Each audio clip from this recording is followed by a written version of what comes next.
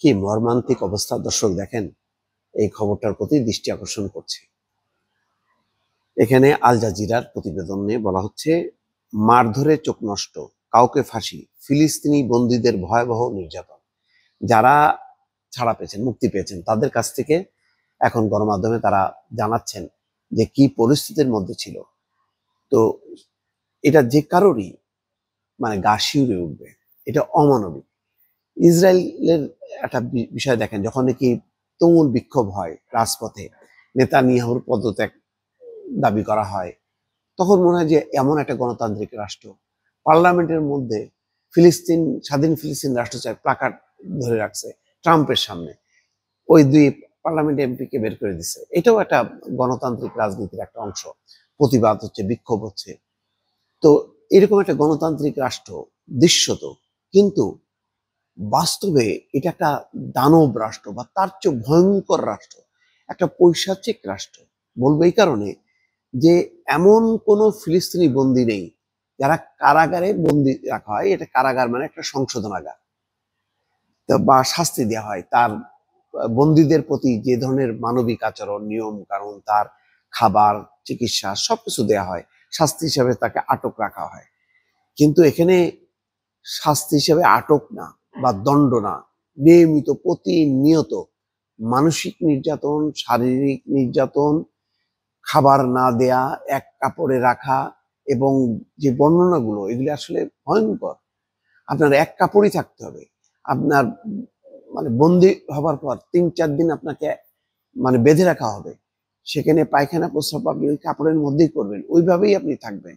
আপনি কাপড় খুলে গোসল করতে পারবেন না। এই যে বন্দীদের অবস্থা, আপনি ওই যে কাপড় ধুইতে দিয়ে যদি আপনি যে কম্বল যদি মোড়ান, সেই কম্বল এরা যদি দেখে, কারারক্ষীরা ওই কম্বল নিয়ে যাবে। আর রীতিমতো প্রতিনিয়ত নির্যাতন করা, প্রহার করা, ঘুষি মারা, এবং মারতে মারতে প্রায় শতাধিক বন্দী মারাও গেছে। এর মধ্যে কারোর চোখ নষ্ট হয়ে গেছে। তেমনই একজন, যে বলা হচ্ছে ইসরায়েলি কারাগারে ৮ মাস বন্দী থাকা মাহমুদ আল ফাউল মুক্তি পাওয়ার পর মায়ের গলা শুনতে পেয়েছেন। কিন্তু এই ফিলিস্তিনি তরুণ মায়ের মুখ দেখতে পাচ্ছেন না, কারণ নির্যাতন করতে করতে তার চোখ নষ্ট করে ফেলছে। মাহমুদের বয়স ২৮ বছর, বাড়ি গাজার উত্তরাঞ্চলে। গত বছর ডিসেম্বরের শেষ দিকে কামাল আদওয়ান হাসপাতাল থেকে তাকে গ্রেপ্তার করে নিয়ে যায় ইসরায়েলি বাহিনী। এরপর থেকে তিনি ইসরায়েলের বন্দিশালায় ছিলেন। কারারক্ষীরা তাকে এতটাই নির্যাতন ও নিষ্ঠুরভাবে মারধর করেছেন যে তিনি দৃষ্টিশক্তি হারিয়ে ফেলেছেন। গাজার যুক্তরাষ্ট্রের মধ্যস্থতা হয় যুদ্ধবিরতি চুক্তির অধীনে ২০০০ ফিলিস্তিনি মুক্তি পেয়েছেন। তারপরে তাদের কাছ থেকে ভয়াবহ নির্যাতনের খবর আসছে। এমনকি ১০০ মরদেহ দিয়েছে ফেরত। দেখা যাচ্ছে যে কারোর ভেতরে অঙ্গ প্রত্যঙ্গ পর্যন্ত তারা নিয়ে খুলে ফেলেছে। এমন নির্যাতন, অঙ্গ প্রত্যঙ্গ, এবং মারা যাওয়ার পর তার মূল্যবান অঙ্গ প্রত্যঙ্গ সেগুলি পর্যন্ত তারা খুলে নিছে। চিন্তা করতে পারেন কত ভয়াবহ। আর এখন কি করতেছে ইসরায়েল? এই যুদ্ধবিরতি হইতে না হইতে এখন আবার শুরু করছে বিমান হামলা। প্রতিনিয়ত মারা যাচ্ছে। একটা দিন নাই যেদিন ফিলিস্তিন বা গাজাবাসী রক্ত ঝরছে না।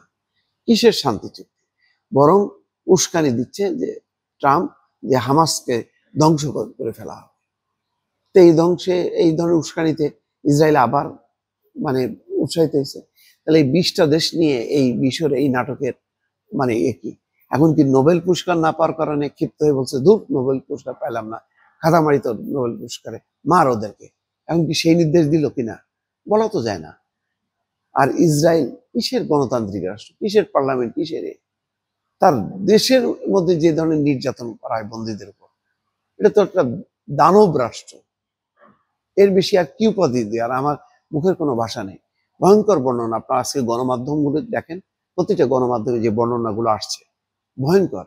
এটা চিন্তাই করা যায় না এরকম।